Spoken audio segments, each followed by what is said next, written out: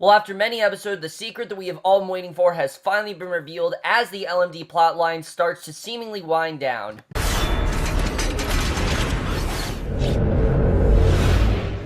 Hey guys, Kim Arthur for S.H.I.E.L.D. Season 4, Episode 12, Hot Potato Soup, and I was definitely looking forward to this episode. As you guys know, I've really been enjoying this portion of the season, but I really didn't know where we were going to go from here, because especially after last week's extremely revealing episode, that honestly might be my favorite episode of the season. I mean, just such an incredibly revealing, great look inside the mind of Radcliffe and, everything that he's going through. I just thought that was such a well done episode. I really didn't know where we were going to go here because there was just so much potential for what could happen. And I have to say that this was a good episode. I didn't think this was a great episode. I thought this episode was a little bit more messy than some of the other ones have been, but I still really did enjoy it. We got the return of, I guess, fan favorite characters, but I never really remembered them, so it was cool to see them again.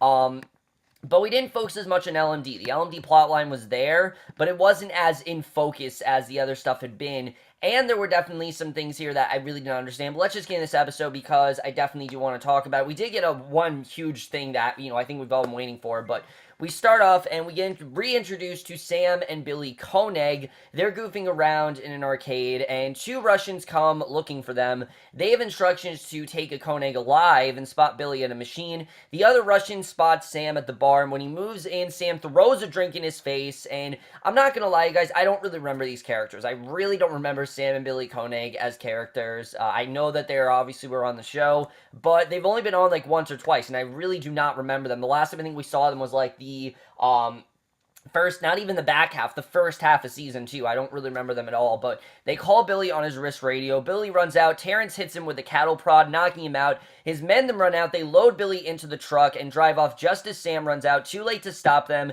He calls Coulson and tells him that they have his brother. So this is essentially the setup for the episode, and en route by Quinijets, Coulson tells the team that he gave the Darkhold to Billy since he knows how to make things disappear. So now we know how this is actually connected to the main storyline. Because at first I was a bit worried. I'm like, why are we seeing all this? What the hell does any of this have to do with the LMD? But no, it has to do with the Darkhold. And he figures that Radcliffe is responsible and has joined forces with Nadir to use her resources to find Billy. And Agent Davis reports that they've picked up Sam and he'll be arriving shortly. And Coulson says that Fitz is working on tracking down Radcliffe, which obviously is, Fitz's main motivation now that he knows all about the Radcliffe LMD. He is reactivating the Radcliffe LMD and realizes that Fitz has paralyzed it from the neck down and refused to say where the real Radcliffe is. And I like the way that we know that Fitz actually paralyzed this thing. Like, he genuinely is upset, and he's doing what he can to handicap it that way so it can't do, what Radcliffe wants the machine to do. So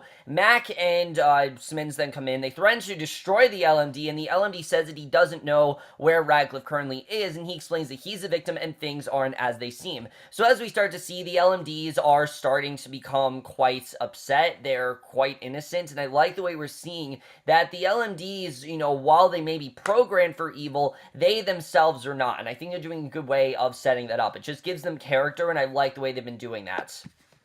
So Terrence then brings Billy to a tied-up Radcliffe, and of course this is the real Radcliffe, and Billy says that they're ready to die, but Radcliffe isn't so sure if that's true, and the watchdog Lear promises that the torture will come later and he isn't able to watch. So once Terrence leaves, Billy complains about the pain and asks Radcliffe to kill him, and Radcliffe introduces himself and says that he told him that Billy had the Darkhold, and then they double-crossed him. Now, as we know, Radcliffe has been working exclusively with Nadir, so it's not really that jarring that he would be the one to, torture Billy, to torture Billy. It makes sense why he would be the one in lead to do that. In fact, it kind of seems like the obvious choice that he would be the one to do that. So Sam boards the Quinjet. He says that he traced the truck to the docks and then the trail disappeared. And on a submarine, Radcliffe insists that what he saw in the Darkhold expanded his mind. He suggests that Billy tells them where the book is and let it drive them mad. And that's basically what he wants to do. Because as we know, the Darkhold is way too powerful for anyone. It makes you extremely powerful no matter what you do with it. And a Russian comes in, sets out an onion, and then leaves, and a man then comes in and says that he's a ship captain. He demonstrates his knife skills on the onion. He then drinks some vodka with the onion to enhance the experience and says that the man is the superior machine. Now, we hinted at the superior last week. We didn't really know what that was about, but we find out that this man is in fact the superior, and the captain removes his coat, says that he is the superior man, picks up the knife and says that he likes pain. He prepares to cut off Billy's ear, and Radcliffe says that it's enough. He shrugs off the ropes and says that Nadir promised that Billy wouldn't be permanently damaged, and Radcliffe suggests that they get inside of Billy's head. So they're not trying to break him physically. They are, in fact, trying to break him mentally, try to pry any information he has, and do whatever they can to get him to not want the Darkhold, because obviously he's the one that has it. So in the S.H.I.E.L.D. lab, Simmons hooks up the LMD to the computer, says if it doesn't cooperate, then Fitz will force the LMD to tell them everything, and Fitz discovers that there's an unknown piece of code and that the LMD starts convulsing and then starts speaking in different languages, and Fitz then stops, and they figure that the LMD is possessed, and the scientist demands to know who programmed the LMD, but it just bird whistles, and we don't entirely know what that's about, what's going on there, or how any of that makes sense, so that really was very weird to me. I didn't really know what that was about, but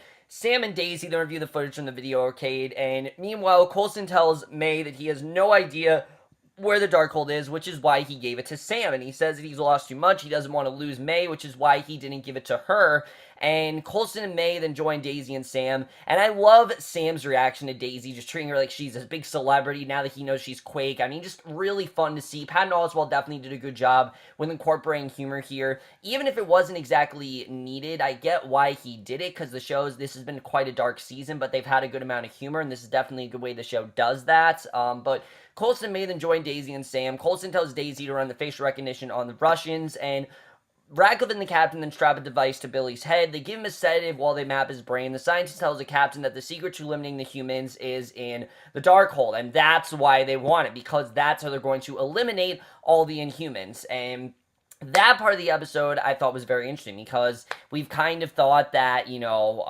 Radcliffe wanted to do what he can to keep the Inhumans alive and preserve them, but no, it seems like he actually wants to destroy them, and that really doesn't make much sense to me on why he really wants to do that. As Daisy works, Sam stares at her. He finally says he's thrilled to be with Quake, and Daisy insists they know each other when she was Sky, and I like that she told him that, because, you know, these two have met before. This isn't the first time they've met, but of course she looks very different from the last time. You know, she has shorter hair, her hair's darker, and she has a different name. Back then she was Sky, now she's Daisy, and Coulson comes in as Daisy gets a match for Leo, Babakov, who is in SVR and Special Ops, and he was in the same SO division as the two men who tried to assassinate Mace, we find out. So, he's nowhere to be found this entire episode. I don't know why Mace isn't here, but they all have ties to Olshenko, the Russian prime minister who an Inhuman attacked, and Sam figures that the Darkhold will show them how to wipe out the Inhumans, and admits that he knew that Billy was the one that had the Darkhold, and he says that the book is in fact secure, and they have nothing to worry about, but the LMD says that it has trust issues. Fitz then points out that Radcliffe betrayed him, and the fake Radcliffe says that Fitz was like a son to him, and tells him that Fitz is programmed by betrayal and abandonment, and Fitz tells Simmons that he can't break the coding. The LMD says that that's what Fitz's father used to say, that he wasn't able to do that, and admits that Radcliffe actually knew Fitz's father, and he's been working with Fitz far longer than we think he has, so Fitz insists that it is impossible. The LMD says that Radcliffe and Fitz's father were classmates, but Simmons figures out that it's playing mind games with Fitz. There's no possible way it could be true, and I was kind of wondering if that was actually going to be true, but no, this is clearly just the LMD trying to get into Fitz's head, because that's been Radcliffe's main method. He's been doing whatever he can to try to get Fitz on his side, to try to, you know, latch Fitz on him. You know, he's not really interested in, he doesn't really care about Fitz, you know, emotionally. He just wants to work with him. And undeterred, the LMD says that Radcliffe and Fitz's father weren't friends, but they went to work on the same train. As the LMD says it saw Fitz's father a few months ago, Fitz then shuts it down, walks out, and obviously there's a lot to process there. You know, he doesn't know if what the Radcliffe LMD is telling him is actually true. You know, he doesn't know if Gemma's actually certain with what she's saying, but Ada then oversees the cerebral mapping, and Radcliffe asks the captain why he dislikes the Inhumans so much, and the captain says that the Inhumans have great power, but they didn't earn it, and they're unnatural things. And I like that we saw that Radcliffe is not actually okay with what the captain's doing. He doesn't understand why the Superior would want to just, you know, risk the Inhumans like that. So he promises that they will destroy the Inhumans and the thing that brought them, and basically he feels that they didn't really earn this power. They've just kind of developed it, and he doesn't really feel like this is something that they genuinely should have. And Ada then announces that the procedure is complete. A soldier takes Billy to the brig, and Radcliffe then hooks himself up to the device. He sees Billy making a Darth Vader toy, and Sam tells the team that Billy can't tell Radcliffe where the Darkhold is because he doesn't know. He actually gave it to Billy, we find out. So he does not know where it is, and Radcliffe sees Billy hand off the Darkhold to Sam. He tells the captain that they have the wrong man. He figures that the other Koenig was in fact a replica. So Sam tells the team that he gave the Darkhold to Special Agent L.T. Koenig, the first one who got them into S.H.I.E.L.D. Into S.H.I.E.L.D. we find out. And Coulson figures that they have to pick L.T. up, obviously, because this is the person who has the Darkhold. They can get the information they want out of him and protect him the best as they could. And this is where the episode starts to get a bit messy, and I didn't really know where we were going to go from here. But in all, Simmons tells Mac that Fitz needs some space. He asks about Fitz's father, and Simmons says that the father wasn't not a good man. And he walked out on his family when Fitz was 10, and Fitz doesn't want to find him because his father was not a good guy. He really was very much against the Fitz family, and he doesn't really want to have any sort of relationship with him. So I do like the way that is tying into how Fitz has this utter disdain and very bad memories of his father. It triggers all this bad history that they have, and I like the way that was done. But Daisy and Davis then go to the club that is LT's last location, where while Coulson and May wait outside in the truck, Coulson gets May green tea and figures that they should be grateful that the two of them are still standing, and they toast to that, and May suggests that they should try something else. Daisy interrupts to say that they should get into the club, and on the stage, Akone gets up on the stage, performs a routine ranting against the media and S.H.I.E.L.D., and a woman then grabs Davis, orders him outside. Daisy comes over as the woman draws a gun. Coulson comes in, tells everyone to stand down. The Koenig complains that they're ruining his sets, and May finally shoots him with an icer. He then says that Sam sent them. The woman explains that Koenig is Thurston and her brother, and she's actually LT. So this really, at this point, I don't know where they were going. But back on the Quinja, Thurston complains that they abducted him. LT says that he's a whiny bitch, and Thurston points out that Eric died. Sam finally calls for a family hug, but LT punches him, says that he let his guard down, and Coulson has agents take Thurston to secure quarters, and Daisy determines that the Russians work for a weapon manufacturing firm linked to Yegor Ivanov, a reclusive industrialist, and he collects military antiques, including a submarine, and Coulson tells Daisy to track the sub. So LT says that she gave the Darkhold to Billy to keep it moving, basically, so they could do whatever they can to get the Darkhold out of, Radcliffe's hands. So she figures that Billy put it in the labyrinth, a top secret S.H.I.E.L.D. vault. Only the Koenigs know the location, and they head there. Who doesn't know it, of course, is Radcliffe, but he just got the access code to the labyrinth from Billy's memories, and he recites them to Ada. He tells them to turn the sub around. The captain says he gives the orders. The captain takes offense. Ada warns that his tone seems offensive, and after a moment, the captain draws a knife, says that it will confirm the information from Billy, and when Radcliffe refuses, the captain tells his men to get Ada and Radcliffe out. Ada then takes him down with her superior strength. Radcliffe tells the captain that she's a machine rather than an inhuman, and Radcliffe then repeats his orders, phrasing it as a request, and I love that the captain tried to kill Ada here, because in some ways, yeah, she is an inhuman, and, an LMD is not really that different from an inhuman. They still have this power that they don't really deserve, and that's the main thing, is we know that the captain wants to end at all costs. He wants to do whatever he can to try to put an end to inhumans, and he should do the same with LMDs, but he's really not thinking that way. I think it's just kind of showing how narrow-minded the captain really is, and I did like the way that they showed that here. So Fitz is in his quarters. He looks up a photo of himself and his mother. When Simmons comes in, he wonders if he's stuck in a loop of men betraying his trust because his father did it, and now Radcliffe's done it, and he's worried that, all these men don't actually trust him, and that he is just, he's in over his head, and Simmons points out that Fitz became open and loyal. That's why she fell in love with him, and figures that it's more than just programming, and Fitz gets an idea, he kisses her and leaves, and we don't really know what that's about, but in the lab, Mac activates the LMD, and is unimpressed when the LMD says that destroying it will be murder, and the LMD insists that it could have had a soul just like Mac does, and asks why Mac switched him on before he destroyed it. Fitz comes in, tells Mac to stop, explains that it knows a way around its programming.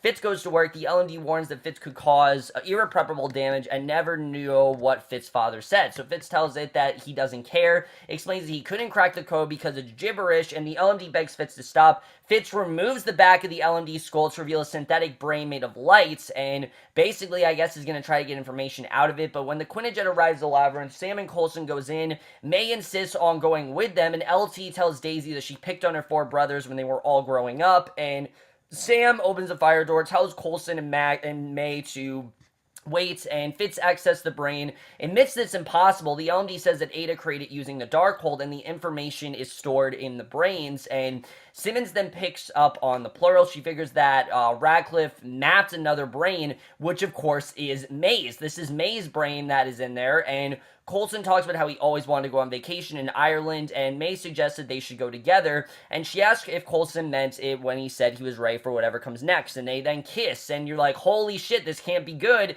because as we know, this isn't really May, this is an LMD, what could happen here? And LT then runs in, Sam returns, says that 3 Russians have arrived, May then takes the book, then draws a gun on Coulson, literally about to kill him, and says she couldn't give it to him, and she insists that it's the right thing to do, and Coulson realizes that May is an LMD, and I love that he finally realizes in this moment that there's no way this could possibly be May, because May says she didn't know she was an LMD until she touched the Darkhold, and insists that she is the real May, and Coulson tells her that the real May would never betray him, and prepares to shoot. Daisy then arrives, blasts May back, explains that Fitzsimmons warned her, and when the LMD tries to get it up, Daisy blasts it down, they hear gunshots, Coulson grabs the Darkhold, realizing that this May is not at all the May that he actually is in love with, and Terrence then arrives with Billy, demands a Darkhold in return for Billy. Coulson slides the Darkhold over. Terrence releases Billy, and when Terrence reaches for the book, Daisy blasts it back to them. Coulson opens fire. One of the Russians hits Daisy with a cattle prod. Coulson and the others then take cover. LT and Sam then knock out one of the Russians. Billy grabs the Darkhold. He sees the LMD, assumes that it's May, so he goes over to help her. She knocks him out, grabs the Darkhold, obviously because she wants it for Radcliffe and herself, and Radcliffe comes in, takes the Darkhold, says it's exactly what it's supposed to do, and the LMD begs Radcliffe to take it with her, but Radcliffe says it wasn't built to last, and he leaves. So later on the Quinjet, Coulson figures that they have the name of men who kidnapped them. Daisy confirms that Sam and Billy were part of the original LMD program. As technicians, they weren't LMDs. You know, they were not LMDs. They were, in fact, working there. So Thurston's glad to have his brother back, but still unhappy with S.H.I.E.L.D. And Coulson says they'll get them all home, thanks them for their services, and it was a nice moment to see that they were all reunited and things were good there, but at the same time, it didn't really make sense. You know, it did kind of make a lot of this feel, not pointless, but just like they didn't really need to be there. But Fitzsimmons and Mac burn the Holden LMD to ashes, we see, you know, so they burn the Radcliffe LMD. However, Fitz warns that they can't destroy the May LMD until they find the real one, because they don't know where the real one is, and Daisy tells Coulson that they'll find May. So back on the sub, we see that Radcliffe shares a toast with the Superior, Ivanov, the captain, and the Superior explains he's been after the thing that brought the Inhumans and is responsible for the alien inclusions on Earth. He's the one that's responsible for it all. So he shows Radcliffe photos of the men who's always there, and that, of course, is Coulson. Coulson is, you know, at the head of everything, and the Superior wants Radcliffe to help him get to Coulson, and Radcliffe agrees, and we realize that the Superior wants to go after Coulson, and that is the way this episode ends. Really interesting stuff overall. Let's get in this episode and where we're going to go from here. Guys, while I did think this episode did provide a lot of very interesting stuff, i.e. links to Fitz's past, as well as getting to meet the Superior, in general, out of the episodes we've had, this is probably my least favorite episode of the season, I'm not gonna lie, and it's mainly because of the fact that I didn't really see a lot of reason for the Koenigs to be there, other than the fact that Patton Oswalt just really want to come back to the show. Now, don't get me wrong, he's great as a character. He's very funny. He's very much, you know, very into the role. He's very enthusiastic, and it's hard to play 2 very different characters. Now, they're not very distinct. They're very much the same. I don't really see a lot of differences in these 2 characters. But other than the fact that he wanted to return, I honestly feel that we could have, you know, left them out of this episode and things could have gone exactly the same way. Anyone else could have taken hold of the Darkhold. There really was no reason for Sam and Billy Koenig to be the ones to have it, other than the fact they just wanted them to come back. Other than the fact they just wanted them to come back. And to add on to that, I really felt that the Darkhold in general, it is a very interesting plot point, where we're going with that. But we had all that stuff going on with the Superior and Radcliffe. Why not take hold of someone else? Why not take hold of someone like Mace, which would actually give him a reason to not be in this episode? Because Mace was nowhere to be found. I don't know why he wasn't here. We'll get into that. But there was definitely some interesting stuff in this episode. First of all, we now know that the Superior wants to go after Coulson, and I'm guessing turn him into an LMD. That's where I think this is going to go, because why else would they want Coulson? Why else would they want to control him? Obviously, because Coulson, he's been the one at the head of it all. He feels that he's the one in control of the Inhumans, and that's very much true. But Daisy's really the one who's wanted to make sure the Inhumans are, given the most fair care that they should, that they can have. That's really the one who's worked very effortlessly hard to provide that. That's really been Daisy, I think, this entire time. So you can't really blame Coulson for all of that, but the real question is what's really going to happen there. I do like that we see that Radcliffe isn't really as upset with the Inhumans. He's not as focused on getting rid of the Inhumans, rather than replacing everyone, putting them under his control, and essentially feeling that him getting the Darkhold is the right thing to do. In fact, when he gets the Darkhold, he said, look, this is exactly how it's supposed to go. He feels that he's the best one to get it, and we know that that's obviously not true. His plans are very flawed. His LMDs are not as obedient as he thinks they are, especially because Coulson now knows, that May is an LMD, and I liked that Coulson did find out. I thought that was a very well done twist, but I will definitely say I think it could have been handled a lot better. I really do. I feel like, oh, you're just an LMD. Like, they didn't really do a ton with it. Yes, obviously, he knows that May is an LMD now, but there really wasn't as much they could have done. I feel like they could have done a lot more with the May LMD, and I get that obviously she was programmed to not want to tell Coulson. I get that Radcliffe said that was in her programming, but they just didn't really do a ton with her, I have to say. I feel like they could have done a lot more with that, and that's what I'm even interested in getting into, is where else are we going to go with that May LMD. That's something I'm definitely interested in getting into, but I think the most interesting part of this episode wasn't the Superior or Radcliffe, but actually what we found out about Fitz, that Fitz now is realizing that this Radcliffe LMD could possibly have ties to his family, and that Fitz has never really felt like he's made anyone proud. His father betrayed his trust. Now that Radcliffe has betrayed his trust, and he really doesn't know who he can trust. And you can see that Simmons telling him, look, you can trust me, Mac's there for you. So I like the direction that this is going. I thought that was well done overall. But is what the LMD said to Fitz true? Does Radcliffe actually have ties to Fitz's father, or is it just something that the LMD said to make Fitz go mad? That was something I couldn't really tell and wasn't very clear to me. But other than that, guys, this was a pretty standard episode, I definitely will say, but I will definitely say that with us now knowing that Coulson knows that May is an LMD, and of course Superior wants to go after Coulson, I do kind of feel like the LMD plot is starting to wind down, and it makes sense, because there's not many other places you can go with this plot, and the writers have hinted at episode 13 probably is the last part of this LMD chapter in the show, which I'm perfectly fine with. I mean, there's only so far you can go with it, and it's been definitely a good plot line, but my only worry is what is Radcliffe going to do after this LMD plan winds down? That's something I don't really know, where they're going to go with after that, but I'm guessing the Superior is going to be the villain for the rest of the season, at least it seems the way. He seems like he's like the master manipulator, he's the one pulling strings, he's the one that wants to do whatever he can to get rid of the Inhumans, kind of like a neo-Nazi in some ways, if you really think about it. He wants to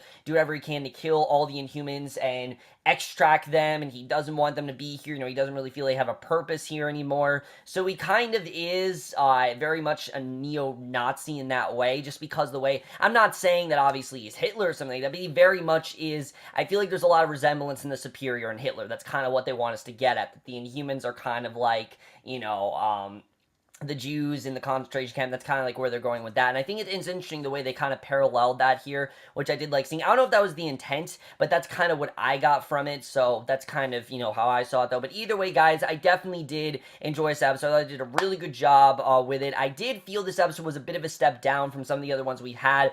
Also, I don't know why Mace wasn't here. Mace has been such a large part of the last 2 or 3 episodes, and I don't really know why he wasn't here. It seemed like the only reason he wasn't here is because of Sam and Billy Koenig, and I don't really know why Mace wasn't here. They didn't really give a reason as to what happened to him. Nadir wasn't here either, and it was definitely strange that basically the 2 central characters of this plot line were not around in This episode was very strange to see. I don't know why Mace was gone. I'm hoping that he comes back because I love the actor, I love the character, and I want to see more of what they do with him.